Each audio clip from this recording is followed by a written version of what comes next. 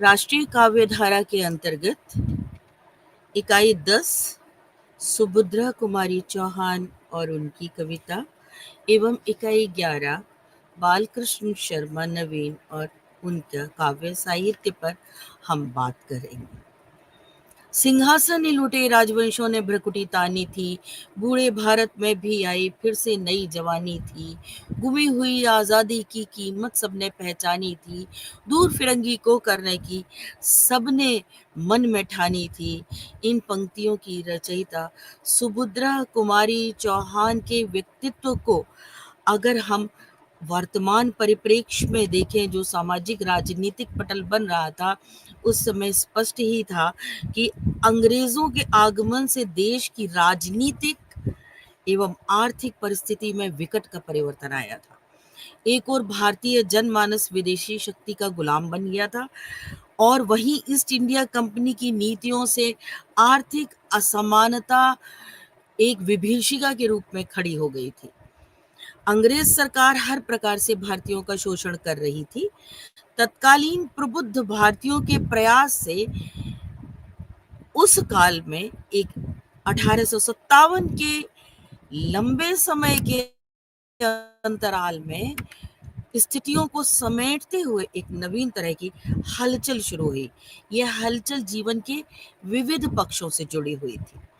सामाजिक एवं राजनीतिक चेतना का आलोड़न हुआ, उसमें जागरण हुआ, वैश्विक परिदृश्य से जनमानस जुड़ा और उसको समझ में आया कि परतंत्र देश के नागरिक की सीमाएं कितनी संकुचित, अवस्थाएं कितनी दयनीय, उन्नति कितनी पद्दलित होती है।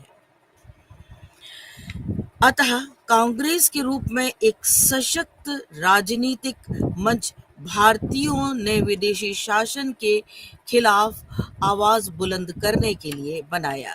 धीरे धीरे यह राजनीतिक मंच संपूर्ण भारतीयों के लिए एक बहुत बड़ा अस्त्र बन गया। कई महान नेताओं ने इस संगठन के माध्यम से आंदोलन चलाए। इस प्रकार से भारतीयों में राजनीतिक चेतना का स्फुरण हुआ।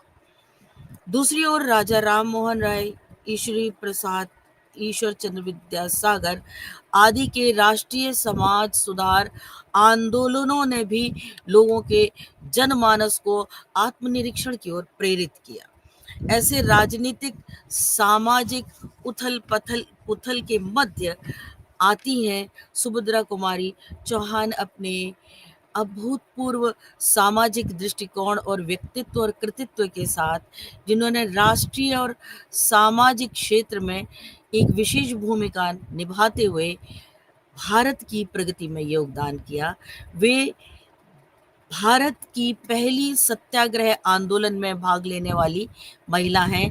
इसके साथ संवेदनशील कवित्री, ममतामयी माँ, सच्ची देशभक्त हैं। अपनी अस्मिता को खोई बैठी नारी को जगाकर उसमें ओज शौर्य का संचार करने वाली लेखिका हैं। सफल कवित्री होने के साथ साथ राजनीतिज्ञ और समाज सेविका के रूप में भी आपकी सुंदर पहचान बनी, स्थायी पहचान बनी।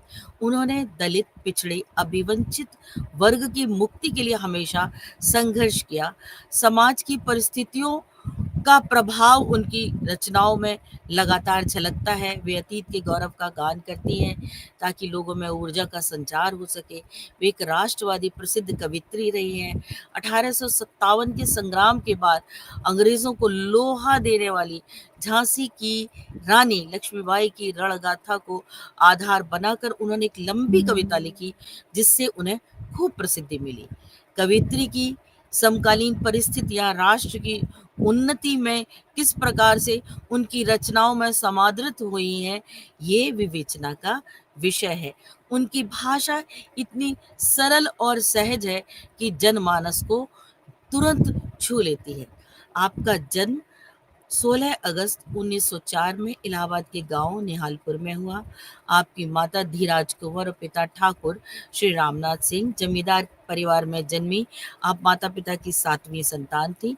बहुमुखी प्रतिभा से मंडित, चंचल और विद्रोहिता बचपन से ही उनके स्वभाव में थी। सुभद्रा जी का विवाह 20 फरवरी 1919 में उन्हीं के बड़े भाई रामप्रसाद जी के सहपाठी ठाकुर लक्ष्मण सिंह चौहान के साथ हुआ। विवाहोपरांत अपनी शिक्षा को जारी रखने के लिए वे बनारस आ गईं। विवाह के 2 वर्ष बाद ही 1921 में गांधी जी के असहयोग आंदोलन में हिस्सा लेने के लिए वे उनके साथ आ गईं। वो असहयोग आंदोलन में हिस्सा लेने वाली पहली महिला थी। 18 वर्ष की आयु में सन 1923 में राष्ट्रीय झंडा आंदोलन के समय आप पहली बार जेल गई। 1941 में व्यक्तिगत सत्याग्रह आंदोलन हेतु भी आप जेल गई, किंतु दुर्भाग्यवश 15 फरवरी 1948 में मोटर दुर्घटना में आपकी आकस्मिक मृत्यु हो गई। आपकी जीवनी को आपकी पुत्री सुधा चौहान ने मिला तेज से तेज में बहुत सुंदर तरीके से उकेरा है, जो हंस प्रकाशन से प्रकाशित हुई है। डॉक्टर मंगला अनुजा की पुस्तक सुभद्रा कुमारी चौहान में उनके स्वाधीनता संघर्ष के जीवन पर प्रकाश पड़ता है और स्वाधीनता आंदोलन में अपने कवित्व के माध्यम से उन्होंने जो योगदान दिया है उसकी बहुत खूबसूरत विवेचना है। उनके विपुल साहित्य पर अगर दृष्टिपात करें तो उन्होंने अधिकांश कविताएं देश प्रेम और ओजस्विता और राष्ट्रीय काव्य धारा के अंतर्गत लिखी, किंतु ऐसा ही नहीं है, इसके अलावा भी उन्होंने काव्य संग्रह मानव के अलग अलग मनोभावों का खूबसूरत चित्रण करता है। कविता संग्रह में आपकी प्रमुख पुस्तकें हैं मुकुल, त्रिधारा। कहानी संग्रह में बिखरे मोती 1932 में, उन्मादिनी 1934 में, सीधे साधे चित्र 1947 में। बाल साहित्य में आपने झांसी की रानी, कदम्ब का पेड़, सभा का खेल लिखा है। अन्य कविता संकलन है मुकुल तथा अन्य कविताएं। कथा संकलन है सीधे साधे चित्र 19 और सम्मान के अंतर्गत उनको सेक्सरिया पारितोषिक 1931 मुकुल कविता संग्रह के लिए मिला। सेक्सरिया पारितोषिक 1932 बिखरे मोती कहानी संग्रह के लिए मिला दूसरी बार। और आपके सम्मान में भारतीय डाक तार विभाग ने 6 अगस्त 1976 में 25 पैसे का डाक टिकट जारी किया। आपका काल देखा जाए तो आपका रचना काल छायावाद के अंतर्गत आता है और छायावाद को प्रमुख रूप से मोटे मोटे तरीके से 3 विशेषताओं के अंतर्गत हम निबद्ध कर सकते हैं। पहली है मुख्य छायावादी काव्य धारा, जिसके आधार स्तंभ है प्रसाद पंत, निराला महादेवी। दूसरी है राष्ट्रीय सांस्कृतिक काव्य धारा, जिसके प्रमुख रचनाकार हैं माखनलाल चतुर्वेदी, बालकृष्ण शर्मा नवीन, राम नरेश त्रिपाठी, सुभद्रा कुमारी चौहान। और तीसरी है प्रणय काव्य धारा, जिसके प्रमुख कवि हैं हरिवंश राय बच्चन, नरेंद्र शर्मा, रामेश्वर शुक्ल अंचल। सुभद्रा कुमारी चौहान समाज में रहने वाली उन सहृदयों में से हैं जिन्होंने तत्कालीन समाज और राजनीति से प्रभावित होकर साहित्य रचा। वे लोक की कवित्री हैं, जनमयी मनमयी है, राष्ट्र की कवित्री हैं, इतिहास, संस्कृति, परंपरा, आधुनिकता को वहन करने वाली असाधारण व्यक्तित्व की स्वामिनी है। इनके काव्य में विभिन्न स्वरूप दिखाई पड़ते हैं जो मानस के मन मस्तिष्क पर अपनी छाप छोड़ते नजर आते हैं। सुभद्रा जी की कविताओं में वीरत्व से पूर्ण ओजस्विता, राष्ट्रीयता नजर आती है। वे इतिहास का आधार लेकर के जब रानी लक्ष्मीबाई पर लिखती हैं, लक्ष्मी थी या दुर्गा थी, स्वयं वीरता की अवतार, देख मराठे पुलकित होते उसकी तलवारों के वार। सुभद्रा जी के काव्य में वीरत्व बोध वीरों का कैसा हो बसंत नामक कविता में भी झलकता है। ये अपने आप में बहुत खूबसूरत कविता है, जिसने वसंत की आ, लालसा मयता को शौर्य के धागे से बांट करके ललकार के रूप में प्रस्तुत किया है। वीरों का कैसा हो बसंत, आ रही हिमालय से पुकार, है उदद गरजता बार बार, प्राची पश्चिम भू नभ अपार, सब पूछ रहे हैं दिग दिगंत, वीरों का कैसा हो बसंत। फूली सरसों ने दिया रंग, मधु लेकर आ पहुंचा अनंग, वधु वसुधा पुलकित अंग अंग, वीरों का कैसा हो बसंत। गल बाहें हो या हो कृपाण, चल चितवन हो या धनुष्वाण, हो रस विलास या दलित त्राण, अब यही समस्या है दुरंत, वीरों का कैसा हो बसंत। किसका किसको देखें, दलित त्राण को देखें या धनुष्वाण को देखें या चल चितवन या रस विलास को देखें। सुभद्रा जी आगे कहती हैं, कह दे अतीत अब मौन त्याग, लंके तुझ में क्यों लगी आग, एक कुरुक्षेत्र अब जाग जाग, बतला अपने अनुभव अनंत। हल्दी घाटी के शिलाखंड, ए दुर्ग सिंह गढ़ के प्रचंड, राणा ताना का कर घमंड, दे जगह आज स्मृतियां ज्वलंत, वीरों का कैसा हो वसंत। भूषण अथवा कवि चंद नहीं, बिजली भर दे वह छंद नहीं, है कलम बधी स्वच्छंद नहीं। ये वर्तमान परिस्थिति पर उन्होंने प्रकाश डाला। है कलम बंधी स्वच्छंद नहीं, फिर हमें बतावे कौन हंत, वीरों का कैसा हो बसंत। ये कविता अपने आप में उनकी पूर्ण आस्था, विश्वास, समर्पण को और उस निबद्धता को घोषित करती है जो राष्ट्र के प्रति सुभद्रा जी ने सदा महसूस की। इसके ऐसा ही नहीं है, इसके साथ विश्व प्रेम भी उनकी दृष्टि में है। विश्व प्रेम में व्यक्ति समाज प्रेम, देश प्रेम, राष्ट्र प्रेम, दाम्पत्य प्रेम, वात्सल्य प्रेम, इष्ट प्रेम तथा प्रकृति प्रेम सभी को समाहित कर लेता है और प्रेम विश्व प्रेम रस में अपने मैं को भूल जाता है। मैं प्रसन्न थी पर प्रसन्नता मेरी आज निराली थी, मैं न आज मैं थी यह कोई, विश्व प्रेम मत वाली थी। निसंदेह सुभद्रा जी ने प्रेम की महत्ता को भली भांति समझा। वह बंधन मुक्त व त्यागमय प्रेम पर बल देती है। प्रेम को सुभद्रा जी एक बड़े फ्रेम में देखती हैं। संयोग और वियोग दोनों ही पक्षों पर उन्होंने अपनी दृष्टि का निपात किया है। वो छोटे छोटे भाव और भावनाओं का भी ध्यान रखती हैं। वो अपनी कविता में प्रिय को रिझाना चाहती हैं कि उसके प्रिय का ध्यान इधर उधर न भटके। इसके लिए वो कहती हैं कि सभी कलाएं सीखनी चाहिए। वह उषे सजनी से कहती हैं, यहाँ देखिए मानवीकरण है, उषे सजनी अपनी लाली से आज सजा दो मेरा तन, कला सिखा खिलने की कली के, विकसित कर दो मेरा मन। उन्होंने अपनी कविताओं में वैवाहिक जीवन की रेखाओं को भी बहुत मृदुलता से रेखांकित किया है। उन्होंने वैवाहिक जीवन की नोक झोंक, रूठना मनाना, शिकायतें आदि को कविता में जगह दी है। आमतौर पर देखा जाता है पति को पत्नी से कभी शिकायत हो गई तो वह बात करना बंद कर देता है। इतनी छोटी सी सरल सी सहज सी बात को वो किस प्रकार से कहती हैं, बहुत दिनों तक हुई प्रतीक्षा, अब रूखा व्यवहार ना हो, अजीब बोल तो लिया करो तुम, चाहे मुझ पर प्यार ना हो। ये उनके स्त्रीत्व की पराकाष्ठा और सूक्ष्म दृष्टि है जो एक देशभक्त नारी के हृदय में उस धागे को पकड़ करके भी रखती है। विरह एक तरह से प्रेम मापने का पैमाना है। प्रेम में यदि विरह ना हो तो प्रेम को परिपक्व नहीं माना जाता है। प्रेम विरह की अग्नि में तपकर ही पुष्ट होता है।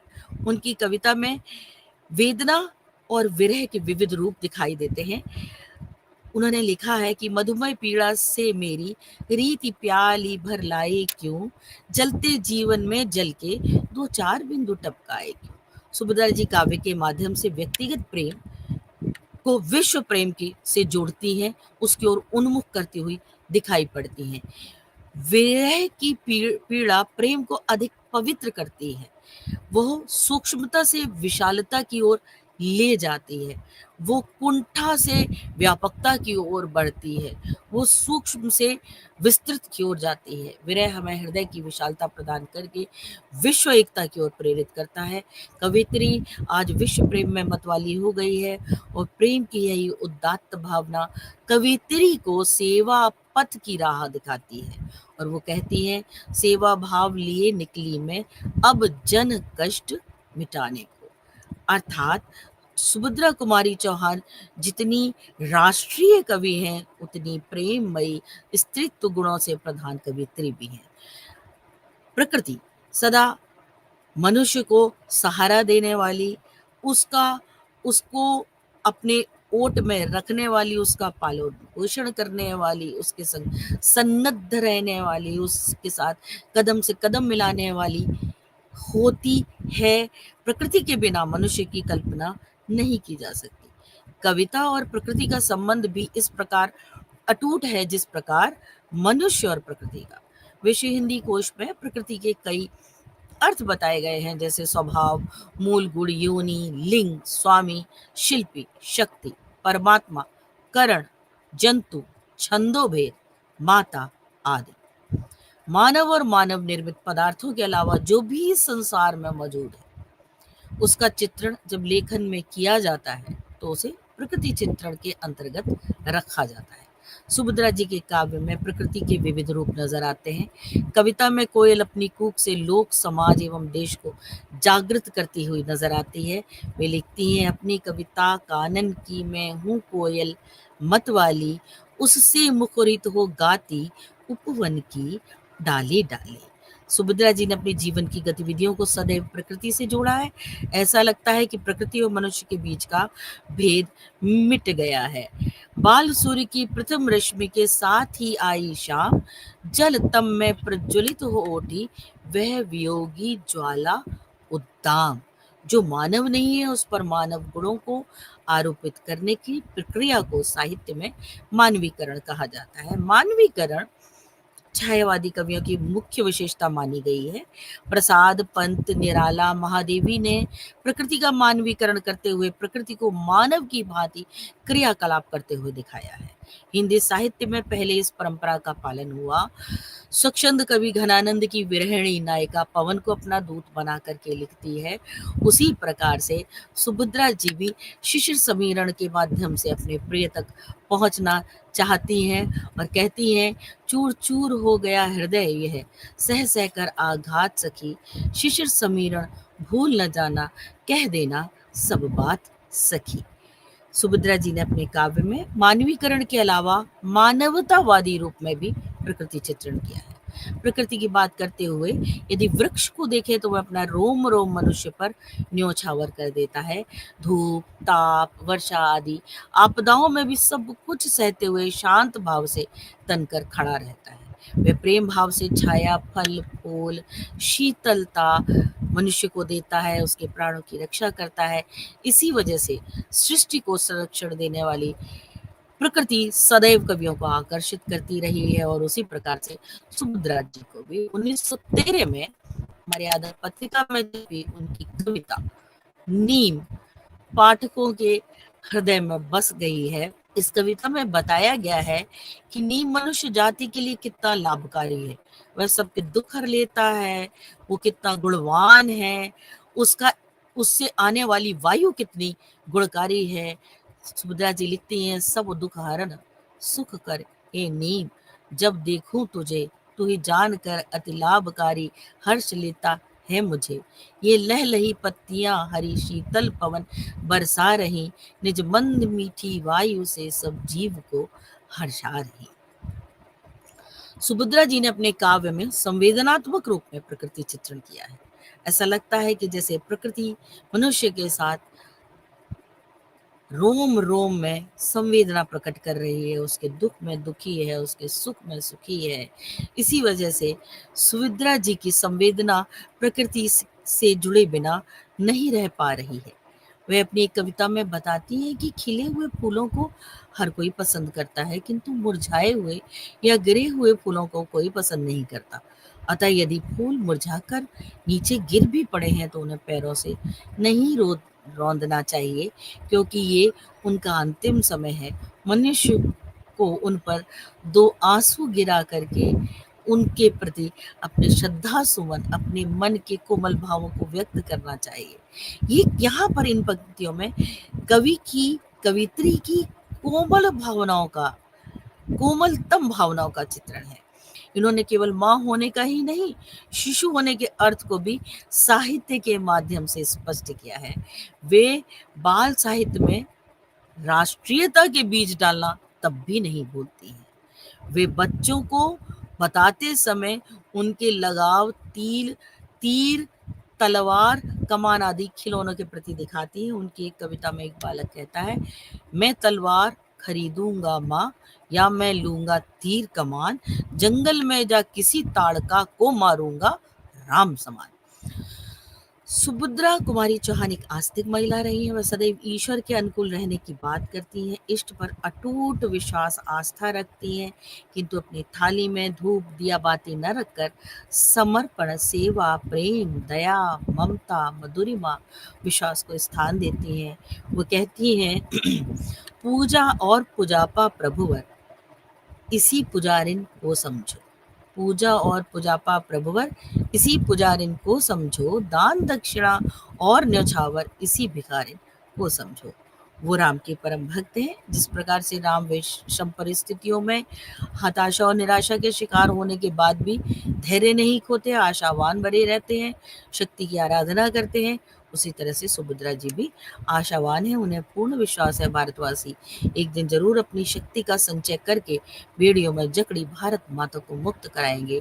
वे अपनी विजयदशमी नामक कविता में लिखती हैं, रामचंद्र की विजय गाथा का भेद बता आदर्श सखी, प्यारा भारत वर्ष सखी। अतः सुभद्रा जी की भक्ति उच्च कोटि की है। उनकी भक्ति में संकीर्णता, अनुदारता को कोई स्थान नहीं है। उदार, उदात्त और विस्फारित भावों से युक्त है उनकी कविता। सुभद्रा जी का काव्य अपेक्षित सभी गुणों से परिपूर्ण है। वे प्रेम, रोमांस, प्रकृति प्रेम, वात्सल्य, भक्ति आदि भावों को अपने काव्य में बहुत सुंदर रूप से उकेरती हैं। उन्होंने तत्कालीन समय की समस्याओं को समझा, उनके प्रति जागृत रही तथा राजनीतिक और साहित्यिक क्षेत्र में प्रवेश लेकर निडर होकर राष्ट्र के लिए अपना जीवन समर्पित कर दिया। सुभद्रा कुमारी चौहान की अगर हम भाषा शैली के संदर्भ में बात करें तो उनकी भाषा सरल एवं स्पष्ट है।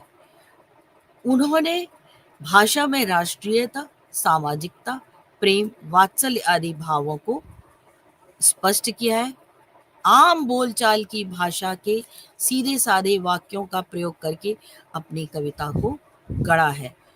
तुम मुझे पूछते हो, जाऊं मैं क्या जवाब दूं, तुम ही कहो।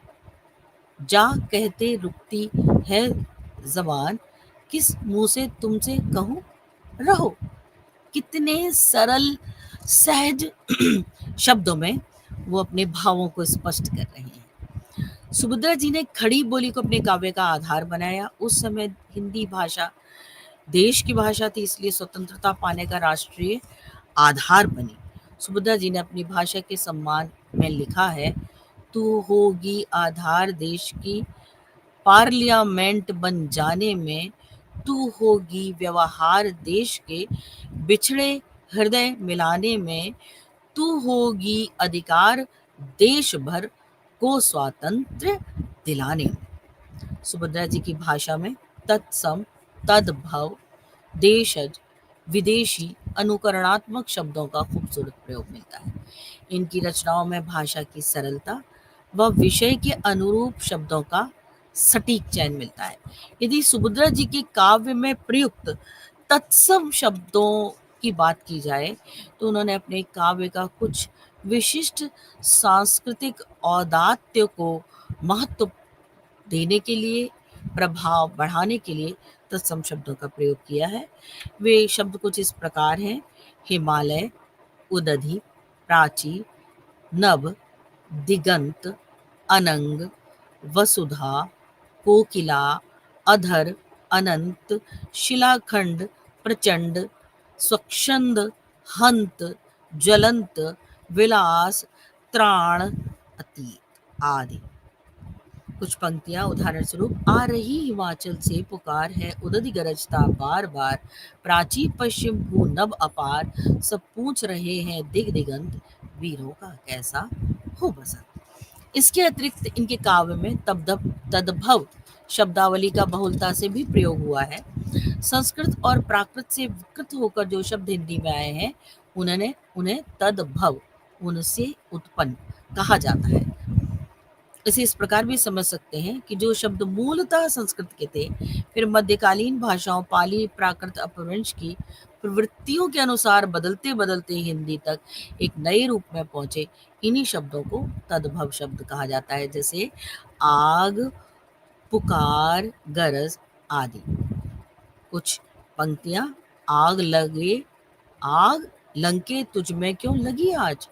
पुकार के संदर्भ में मात्र मंदिर में हुई पुकार। गरज है उदधि गरजता बार बार।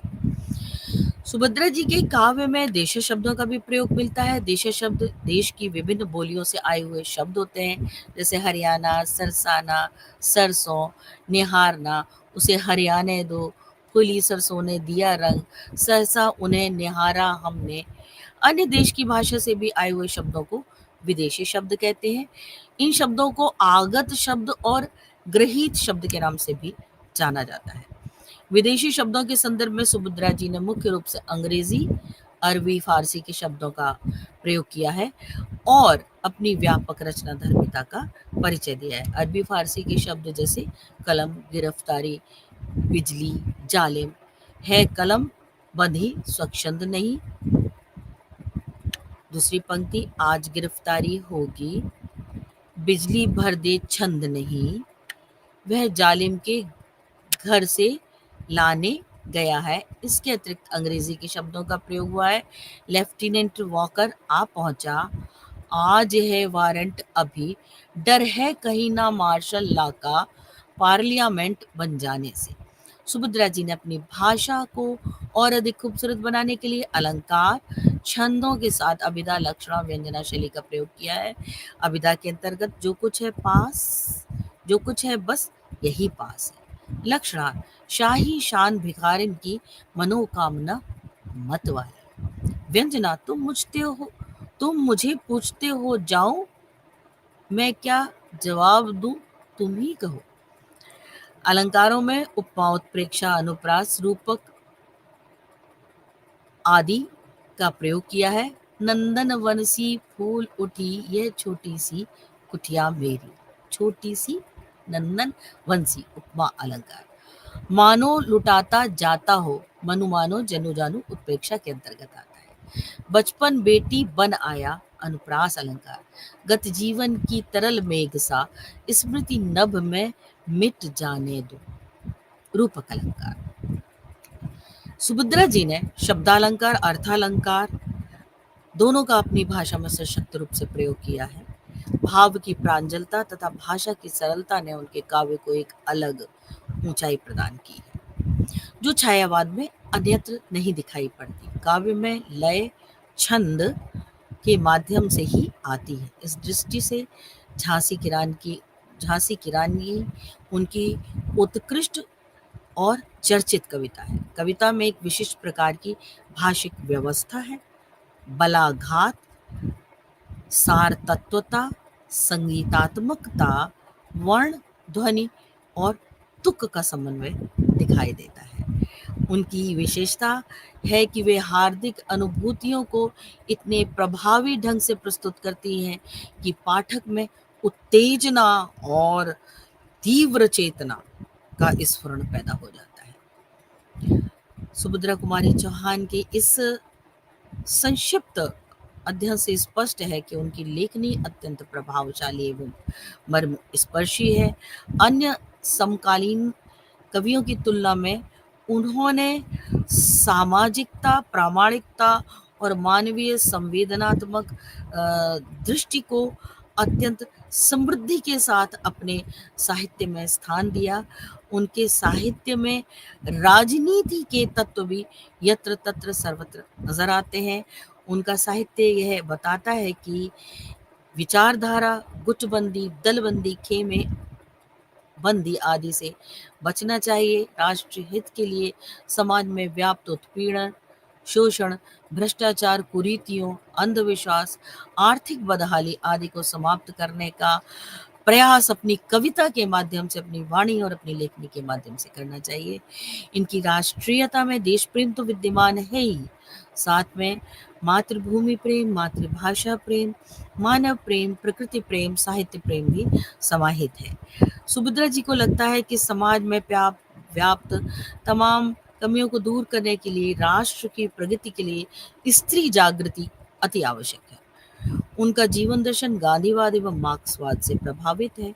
वे गांधी जी की प्रबल पक्षधर होने के बावजूद मानव हित के लिए अहिंसा की अंध समर्थक नहीं रही। वीर और वीरत्व के भाव को उन्होंने अपनी और विद्रोह के भाव को उन्होंने अपनी कविताओं में स्थान दिया है। उनके गीतों में वात्सल्य रस भी उभर उभर कर आता है। कह सकते हैं कि भक्ति काल में वात्सल्य के स्थान में जो वात्सल्य के क्षेत्र में जो स्थान सूर कर रहा है, वही स्थान आधुनिक काल में सुभद्रा जी का है। इनकी भाषा सरल सहज आम बोलचाल की भाषा है। आपकी रचनाएं बंधन और जड़ता के खिलाफ मुक्ति की एक मुखर आवाज है। आपका व्यक्तित्व और कृतित्व राष्ट्र और राष्ट्र के लिए समर्पित है और इसी कारण से जनमानस और पाठक वर्ग उनके प्रति श्रद्धा भाव रखता है। इसके पश्चात हम इकाई 11 में बालकृष्ण शर्मा नवी, जो राष्ट्रीय काव्य धारा के प्रमुख कवि हैं, उन पर और उनकी कविता के बारे में बात करेंगे। जैसा कि आप सभी लोग जानते हैं कि छायावादी कवियों ने प्राकृतिक एवं ऐतिहासिक विषयों को लिया, लेकिन उनकी रचनाओं का मुख्य स्वर पुनर्जागरण से जुड़ा हुआ था। प्रसाद, पंत, निराला एवं महादेवी वर्मा ने अपनी रचनाओं से जहां हिंदी साहित्य को समृद्ध किया, वहीं विभिन्न विषयों के माध्यम से सामाजिक चेतना को भी स्वर दिया।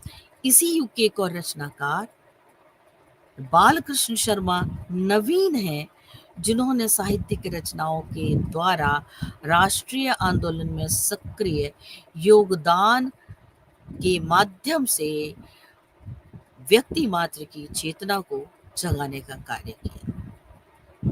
नवीन जी के पारिवारिक संदर्भ में अगर बात करें तो उनकी स्थिति परिवार की अच्छी नहीं थी। उनका बचपन कष्टों में गुजरा, संघर्षों में पलकर बड़े हुए कवि के जीवन में अनेकों पड़ाव आए हैं। साहित्यिक गतिविधियों से जुड़े होने पर भी उनमें काफी परिवर्तन आया। बड़े बड़े लेखकों का उन पर बहुत सघन प्रभाव था। राष्ट्र में उस समय स्वतंत्रता आंदोलन का दौर था। कवि का विकल व्याकुल मन कब पीछे रहने वाला था, और वो भी उस स्वतंत्रता आंदोलन का एक हिस्सा बनता है। नवीन जी के काव्य रचना में समय समय पर परिवर्तन आता रहा है। भक्ति से लेकर राष्ट्रीय भावना से युक्त रचनाओं के द्वारा नवीन जी ने समाज और देश में अलख जगाने का कार्य किया। आपका जन्म 8 दिसंबर 1897 ईस्वी को तत्कालीन ग्वालियर राज्य के भ्याना नामक गांव में हुआ। आपके पूर्वज ग्वालियर के गोदा गांव में रहते थे। परिवार वल्लभाचार्य के वैष्णव संप्रदाय में विश्वास रखता था, वैष्णव थे। आपके पिता तेज मिजाज किंतु सरल हृदय के व्यक्ति थे। पिता के अंदर जो त्याग तथा प्रखर स्वाभिमान था, वो बेटे में भी आ गया। इनका बचपन अत्यंत गरीबी में बीता। माता चक्की पीसकर दूसरों के यहाँ कार्य करके घर चलाती थी। जब वे 8 बरस के हुए तब उन्हें पढ़ने के लिए नाथ द्वारा भेज दिया गया। वहां वे पढ़ाई के स्थान पर शरारत करते थे, अतः वापस बुलाकर शाहजहांपुर के मिडिल स्कूल में आपका दाखिला करा दिया गया। बालक नवीन में बचपन से ही नाटक आदि में हिस्सा लेने की लालसा थी। ये लालसा और प्रवृत्ति बाद में उनके साहित्य में एक अलग स्वरूप में आती है और उनके जीवन में भी। 1913 में जब वे मिडिल स्कूल में थे, तभी मुद्रा राक्षस नाटक में चंद्रगुप्त बने। इस प्रकार हमेशा वे मंच के संपर्क में रहे और मंच पर कार्य करते रहे। यही कारण था कि उनमें अभिनय तथा व्याख्यान देने के गुण का विकास हुआ। बाद के दिनों में राष्ट्रीय आंदोलन को सक्रिय सहयोग देते हुए वे अपने भाषणों से जनता में जागृति लाने का प्रयास करते रहे। मिडिल स्कूल में पढ़ते समय उनकी मित्रता एक मराठी छात्र से हुई जिसका नाम सेतु था। इसके चरित्र से प्रभावित होकर नवीन जी ने एक कहानी की रचना कर डाली। यह उनकी पहली कहानी थी, तत्कालीन सरस्वती पत्रिका में छपी थी। अपने माता पिता से उन्होंने भक्ति के गीत सीखे थे और ब्रज भाषा की कविताएं भी याद की। धीरे धीरे हिंदी, संस्कृत, अंग्रेजी भाषा के साहित्य से उनका लगाव बढ़ता रहा। सीखने की लालसा उनमें बचपन से ही थी, वो भी अनेक क्षेत्रों में, जैसे तैराकी, पहलवानी इत्यादि में भी उन्होंने महारत हासिल की। सरस्वती पत्रिका के माध्यम से साहित्यिक अभिरुचि उनकी परवान चढ़ी। 1916 में लखनऊ के कांग्रेस अधिवेशन का उनके जीवन में विशेष स्थान रहा। इस अधिवेशन में वे कवि माखनलाल चतुर्वेदी के साथ गए थे। यहाँ उनकी मुलाकात गणेश शंकर विद्यार्थी तथा मैत्री शरण गुप्त से भी हुई।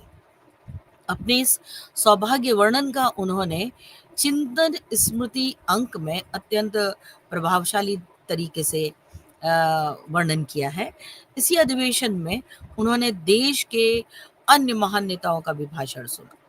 इसमें थे महात्मा गांधी, लोकमान्य तिलक, मोतीलाल नेहरू, सरोजनी नायडू, एनी बेसेंट तथा जवाहरलाल नेहरू। गणेश शंकर विद्यार्थी ने नवीन जी को कानपुर के क्राइस्ट चर्च कॉलेज में भर्ती करा दिया। नवीन जी ने यहाँ से सन 1917 में इंटरमीडिएट की परीक्षा पास की। देश में राजनीतिक आंदोलन जब प्रकर्ष पर था, ऐसे में बालकृष्ण शर्मा नवीन कैसे चुप बैठ सकते थे। जब गांधी जी ने असहयोग आंदोलन की शुरुआत की, तब नवीन जी भी उसमें कूद पड़े। देश के लिए उनका जीवन समर्पित रहा। उन दिनों वे कानपुर के एकमात्र छात्र नेता थे। उत्तर प्रदेश के राजनीतिक नेताओं में उनका नाम सदैव स्मरणीय रहेगा। सन 1952 से मृत्यु पर्यंत अर्थात 29 अप्रैल 1960 ईस्वी तक वे संसद सदस्य रहे। अर्थात राजनीति और कवित्व उनके जीवन में सदैव मिला जुला चलता रहा। उनकी साहित्यिक रचनाओं के परिप्रेक्ष्य में हम देखते हैं कि उन्होंने इंदौर के काल से ही लेखन शुरू किया, किंतु 1917 में गणेश शंकर विद्यार्थी से मिलने के बाद वो व्यवस्थित तरीके से लेखन का कार्य करते रहे। वे तत्कालीन महत्वपूर्ण पत्र प्रताप से भी जुड़ गए थे और इस पत्र के संपादक भी रहे। राष्ट्रीय काव्यधारा को प्रचारित करने वाली पत्रिका प्रभाग का भी उन्होंने वर्षों तक संपादन किया। अब उनकी काव्य रचनाओं पर दृष्टिपात कर लेना आवश्यक है। वे इस प्रकार से हैं: कुमकुम, रश्मि रेखा, अपलक, क्वास, विनोबा स्तवन, उर्मिला, प्राणार्पण, हम विष पाई जन्म के, अर्चना के फूल, आधुनिक हिंदी काव्य, आधुनिक काव्य संग्रह, आकाशवाणी काव्य संगम भाग 1, आकाशवाणी काव्य संगम भाग 2, कवि भारती, कविताएं स्फुट, कवियों की झांकी, काव्य सरोवर, काव्य घरामा, गांधी अभिवादन, निकुंज, परिचय, पुष्करिणी, भारतीय कविता पार, मुंशी अभिनंदन ग्रंथ, राष्ट्रीय कविताएं, राजधानी के कवि, रूपा वंश, साहित्य चयन, सौहार्द सुमन, संकेत, हिंदी के वर्तमान कवि और उनका काव्य, हिंदी के सर्वश्रेष्ठ प्रेम गीत और गद्य में हमारी संसद। इस प्रकार से ये एक प्रभुत साहित्य संसार है। नवीन जी के साहित्य को विश्लेषित करते हुए जो मुख्य प्रवृत्तियां उनको विशिष्टता प्रदान करती हैं वो निम्नवत हैं। नवीन जी को बचपन से ही भक्ति संगीत सुनने को मिला था। उनकी कविताओं में गीतों की प्रधानता है। इसका मुख्य कारण था कि मालवा और ब्रजभाषा के लोकगीत भक्त कवियों की भांति उनकी कविताओं में अनुप्रास और तुकबंदी खूब मिलती है। वो अध्ययनशील व्यक्ति थे। स्वतंत्रता संग्राम में जेल में रहने की अवधि में उनका अधिकांश समय अध्ययन में बीता। भक्त कवियों से लेकर आधुनिक गद्य की रचनाओं का इन्होंने अपने मन प्राण से अध्ययन किया।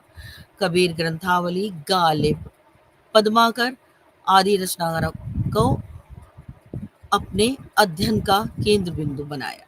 पत्र पत्रिकाओं के माध्यम से गोखले, तिलक, गांधी, विनोबा, लाला लाजपत राय जैसे लेखों के लेखों को वो नियमित रूप से पढ़ते थे।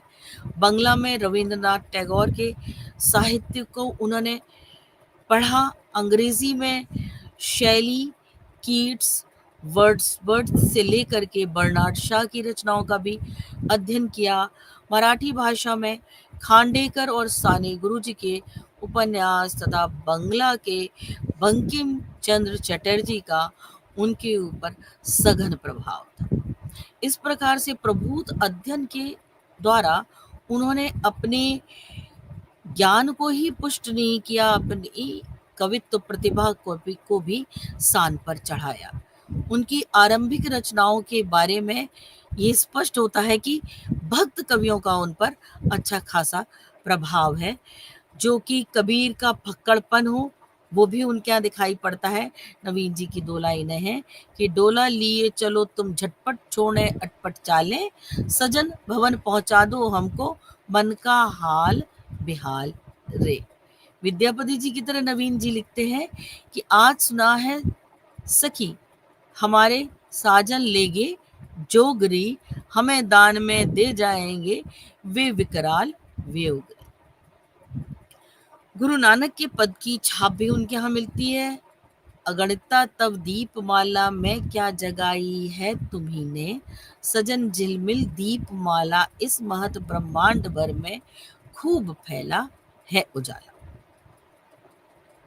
मानवीय पीड़ा को नवीन जी ने जाना था और अपनी कविता के माध्यम से वो एक संदेश भूले भटके राहियों को देना चाहते हैं। इस प्रकार से है, मानव के हेय में रहेगा द्वेष जब तक रक्त की पिपासा रही आएगी, जब तक अंतर में दुबका रहेगा पशु, जब तक शोषित की धार बही जाएगी, जब तक मानव ना होगा निज शुद्ध रूप, जब तक भावना निर्वेद नहीं हो पाएगी, जब तक गणेश शंकर की अतीत गाथा जन गण हिताय सत्ता कही जाएगी।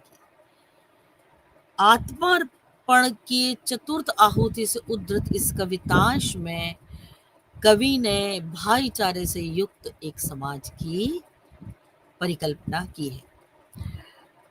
राष्ट्रीय आंदोलन से नवीन जी जिस प्रकार से जुड़े हुए थे वो स्पष्ट करता था कि ये देश का उथल पुथल का समय था और यह उथल पुथल विदेशी सत्ता को उखाड़ फेंकने के लिए थी, वही सामाजिक परिवर्तन के लिए भी थी। नवीन जी उत्तर प्रदेश के राजनीतिक जीवन से जुड़े हुए थे। उस समय के प्रमुख नेताओं में उनकी गिनती होती थी। जहां अन्य लोग केवल राजनीतिक नेता थे, वहां नवीन जी एक सहृदय रचनाकार भी थे। उनकी लेखनी राष्ट्रीय आंदोलन के लिए चल रही थी। भारतीय जन जागरण में देशभक्ति के लिए उन्होंने विप्लव गायन किया।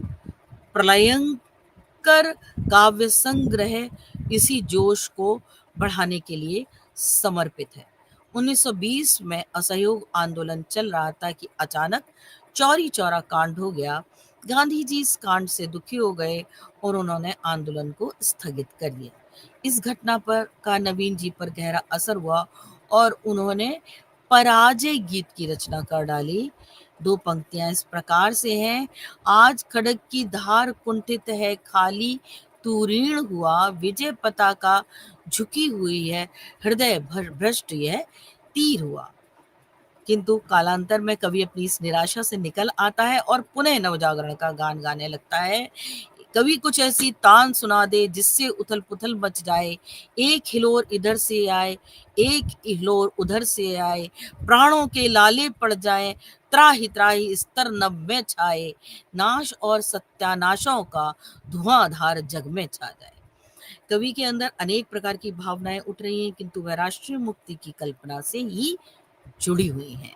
मत कहो कि है निपट पराजयवादी मैं विश्वास, मत कहो नैराश्यवाद मैं है मेरे विश्वास, तुम आलोचक गण कला जानो विजय पर पराजयवाद, मैं यथार्थवादी कर्मठ हूं फिर वो आज उदास। विदेशी शासन से कभी इतने खफा है कि वैसे समाप्त करने के लिए कठोर कदम उठाने का लोगों को ललकार देता है, आह्वान करता है। वो उनके अंदर की शक्ति को ललकारते हुए कहता है कि अंदर आज छिपी है इसे भड़क उठने दो एक बार, अब दहल जाए दिल पैर खड़खड़ाए कांप चल जाए कलेजा उनका, नाश स्वयं कह उठे कड़क कर उस गंभीर कर्कश के स्वर से, बरसों के साथिन हूं तोड़ोगे क्या तुम अपने इस कर से, ज्वालामुखी शांत है इसे कड़क उठने दो एक बार, अब सिर चक्कर खाने लग जाए टूटे बंधन शासन गुड़ का, रुद्र गीत की कूट तान निकली है तेरे अंतर तर से।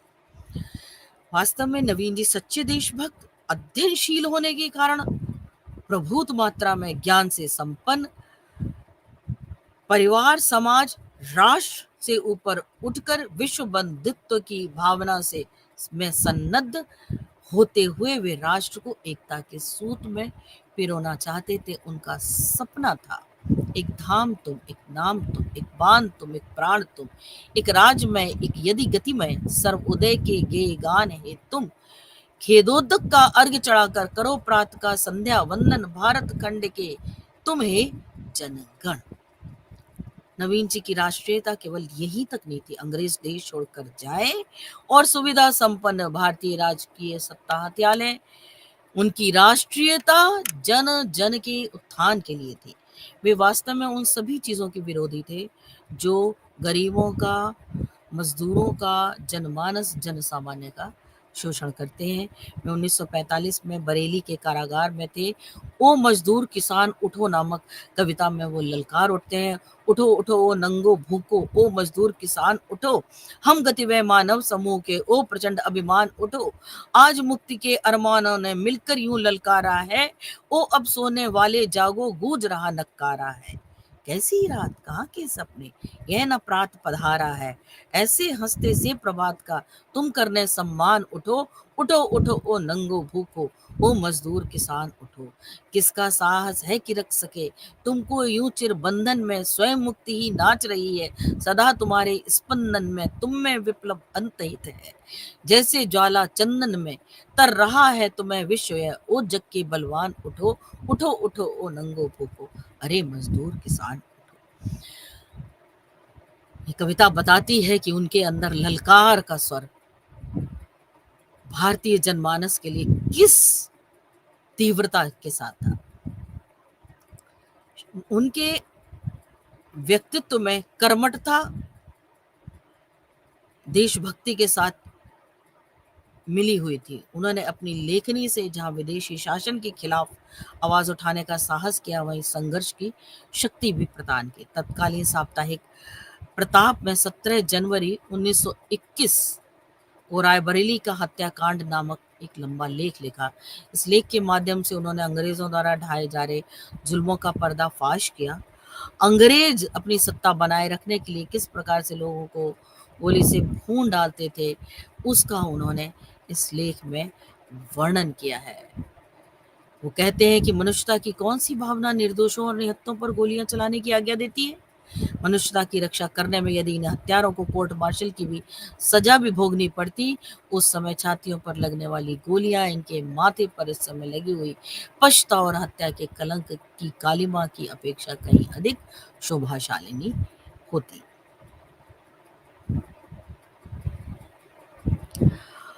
उनके कुछ प्रमुख लेख हैं जिसमें है आखिर यह पतंगबाजी क्यों। उसमें उन्होंने ये बताया है कि पतंगबाजी के माध्यम से किस प्रकार से व्यर्थ निपट भारतीय अपनी चेतना को नष्ट कर रहे हैं। और उसका उदाहरण ले करके नवीन जी लगातार ये बताते हैं कि नहीं, हम इसको किस तरीके से इस्तेमाल कर सकते हैं अपनी लेखनी में, परोक्ष रूप से विदेशियों पर निशाना दिखाने के लिए, साधने के लिए। वे की बोले माँ तुम्ही अबले नामक लेख में वे लगातार बताने का प्रयास करते हैं। ये पंक्तियां हैं बंकिम के एक गीत की कि हे माँ तुम अब क्या चाहती हो। बंग भंग हो गया और इस बार बंग भंग करजन ने नहीं किया, उसके अपराधी इस बार हम हैं, वो इस लेख में लिखते हैं। निसंदेह इस बंग विभाजन के मूल में साम्राज्य शाही की वह भेदकारी कर्जनीय नीति है जिसने हमें आज ये दिन दिखलाया। विभाजन का यह अपराध हमारे माथे पर है। ऐतिहासिक कारणों का कहाँ तक विवेचन किया जाए, जिनके सिर पर इस देश के मुसलमानों का इतना बलशाली बहुमत उत्पन्न करने का भार है, जिनकी सामाजिक रूढ़ियां और परंपराएं इस गुत्थी को सुलझाने की उत्तरदायिनी हैं। वे इतिहास के पन्ने उल्टे भी तो क्या उन्हें संतोष प्राप्त हो सकता है। आज तो यथार्थता यह है कि बंकिम, रवि ठाकुर, खुदीराम, कन्हैयालाल, चित्तरंजन, सुभाष, नजरुल इस्लाम की बंग माता विकसित अंगा हो गई है, कट पड़ी है। बाहु से तुमी माँ शक्ति, हृदय तुमी माँ शक्ति, तुम्हार प्रतिमा बड़ी मंदिरे मंदिरे, आज हृदय हाहाकार करके पूछ उठता है बंकिम का यह स्वप्न क्या हुआ। कि बोले माँ तुम्ही अबले, गर्व एवं पिशाच का द्योतक यह प्रश्नवाचक सिद्धांत वाक्य आज जैसे इतिहास के पृष्ठों के भीतर से चीत्कार करता हुआ हमारी विवशता पर आंसू बहाने को हमसे कह रहा है कि बंगाल ही क्यों, आज समूचा भारतवर्ष छिन्न विच्छिन्न हो रहा है, हो गया है। रविंद्रनाथ ठाकुर की यह शील सिंधु जल घोल चरण तल अनिल विकचित श्यामल अंचल अंबर चुंबित भाल हिमाचल शुभ तुषार किरीटनी भुवन, इसका क्या हुआ है। वास्तव में नवीन जी सच्चे मायनों में राष्ट्रभक्त थे। ये उनका गद्य खंड बताता है कि कविताओं से ज्यादा प्रभावशाली तरीके से वे अपने प्रबंध निबंध साहित्य में, लेखों में ललकारते हैं उन समस्याओं पर जिन पर भारतवर्ष को शर्म उठानी पड़ी थी और लज्जित होना पड़ा था। उनकी राष्ट्रीयता केवल अंग्रेजों से मुक्ति की नहीं थी, बल्कि ऐसे राष्ट्र की स्थापना की थी जिनमें जनता किसी प्रकार का भेदभाव न महसूस करे, बल्कि देश का प्रत्येक निवासी भाईचारे से रहे। किंतु ऐसा नहीं होने वाला था, ऐसा भी वो अपने लेखों में महसूस करते हैं। 15 अगस्त 1947 को भारत स्वतंत्र राष्ट्र बनने वाला था, किंतु साथ ही धर्म के नाम पर देश का भी विभाजन हो चुका था। ऐसी स्थिति में क्या राष्ट्र के निवासी शांतिपूर्वक प्रगति के पथ पर बढ़ सकते थे, इसकी आशंका नवीन जी अपने लेख में करते हैं। वे कहते हैं कि कुछ एक स्थान पर बैठे हुए मित्र वार्तालाप कर रहे थे। एक मित्र कह उठे, नवीन जी 15 अगस्त 1947 के दिन आप प्रांत में कैसे मनाएंगे? क्या कुछ दिवाली होगी? मध्य प्रांत तो उस दिन दीपमालाओं से अपने नगरों ग्रामों को सजाने का निश्चय कर चुका है। इन मित्र की बात सुनकर कुछ क्षण के लिए हम चुप हो गए। वो आगे लिखते हैं कि एक उदासीन भाव से बोले, ऐसी कौन सी बड़ी बात हो गई कि हम उस दिन प्रसन्नता मनाएं? हमें तो ऐसा लगता है कि उस दिन हमको कोई प्रदर्शन नहीं करना चाहिए। शांत भाव से हमें अपनी स्वतंत्रता के आविर्भाव का स्वागत करना चाहिए। न जाने क्यों आज हृदय मर चुका है और शोणित रस की गति धीमी पड़ गई है। इसका कारण है कि हमारी वह परिस्थिति जिसमें से होकर हम अपना मार्ग क्रमण कर रहे हैं। देश विभाजित हो गया है और इस विभाजन में भयंकर कटुता एवं पारस्परिक शत्रुता समाविष्ट हो गई है।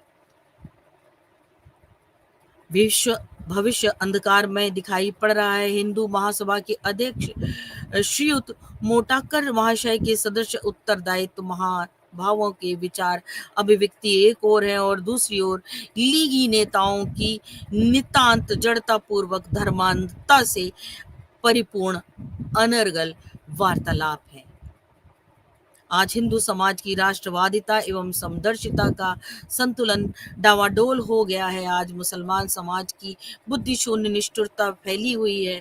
भविष्य के आवरण से नाना प्रकार की आशंकाएं अपना मुंह विकराल रूप से बढ़ा रही हैं। ऐसे समय में हम क्या प्रसन्नता मनावें। अब देशवासियों की सद्भावना का दिवाला निकल गया हो तो अब क्या दिवाली, क्या उत्सव, क्या आनंद। ये एक संवेदनशील कवि, संवेदनशील राष्ट्रभक्त नेता के उद्गार हैं जो उनके लेख में चिंता के रूप में प्रकट होते हैं। नवीन जी के संदर्भ में सदा से ये कहा जाता रहा है कि अगर उन्होंने केवल कवि कर्म या केवल साहित्य में अपनी चेतना लगाई होती तो और हिंदी साहित्य और प्रभुत मात्रा के उत्कृष्ट साहित्य से भरा हुआ होता। उनके पास एक नेता का, एक सांसद का प्रभार भी था जिसके अपने उत्तरदायित्व थे और जिसका वो सहजता से और ईमानदारी से वहन करते रहे। वे मानवता के पुजारी थे और अभावग्रस्त परिवार में जन्म लेने के बाद भी उन्होंने मानवता के पक्ष को कभी नहीं त्यागा। यही कारण था कि राजनीति से वे अंत तक जुड़े रहे। देश को परतंत्रता की बेड़ियों से मुक्त कराने के लिए जहां उन्होंने ओजस्विता पूर्ण कविताएं लिखी, वहीं मानवता की स्थापना के लिए लेख लिखे। साहित्यिक प्रताप के माध्यम से वो लगातार अपने लेखकों के द्वारा भारतीय जनमानस को जगाते रहे, उद्बुद्ध करते रहे, उसकी चेतना को आलोड़ित करते रहे और निरंतर बताते रहे कि स्वतंत्रता मिल जाना अंत नहीं है। स्वतंत्रता मिल जाना उस पथ पर चलने का आगाज है जिस पर चल करके इस भारतवर्ष को उन्नति के अनेकों अन्य पायदानों को छूना है। वो अफसोस में भी कहते थे कि उनका मानव मन कभी कभी व्याकुल होता था और कविता की पंक्तियों में निकल पड़ता था कि लपट चाटते झूठे पत्ते, जिस दिन देखा मैंने नर को उस दिन सोचा क्यों न लगा दें आज आग दुनिया भर को। एक कवि का मन, एक लेखक का मन उनके प्रभुत साहित्य में लगातार प्रकट होता रहा है। पत्रकारिता, नेता और कवित्व, इन क्षेत्रों में ऊर्जा के विकेंद्रीकरण के बाद भी बालकृष्ण शर्मा नवीन की ऊर्जस्विता की आभा से हिंदी साहित्य आभामय है। धन्यवाद।